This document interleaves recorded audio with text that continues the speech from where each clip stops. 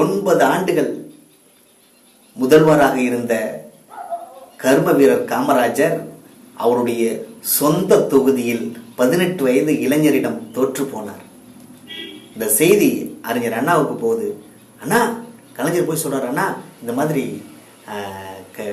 கர்ம வீரர் தோத்துட்டாருண்ணா, நம்ம நிறுத்தமாக ஜெயிச்சிட்டார். உடனே ஃபோன் பண்ணார் அந்த பையனுக்கு. அங்க எந்தவித ஆர்ப்பாட்டமும் இருக்கக்கூடாது.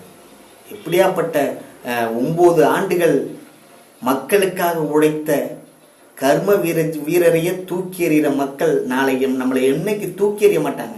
நினைச்சு பாருங்கடா, இதுதான் மக்களாட்சி என்பதை நீங்க உணரும் என்று அறிஞர் அண்ணா எல்லாருக்கும் சொன்னாரு. கர்ம வீரர் காமராஜரை பார்த்து கேட்கிறாங்க, ஐயா இது மாதிரி 18 வயசு பையன்கிட்ட தோத்துட்டீங்களே ஐயா, இதுக்காக தான் நான் கஷ்டப்பட்டேன். ஓயா, இதுக்கு தான் நான் கஷ்டப்பட்டேன். இதுதான் மக்களாட்சி. மக்கள் யாரை வேணாலும் ஜெயிக்க வைக்கலாம் என்பது இதுதான் கண்டு நான் ரொம்ப சந்தோஷமா இருக்குன்னு சொன்னாரு. எவ்வளவு பெரிய பெருந்தன்மை.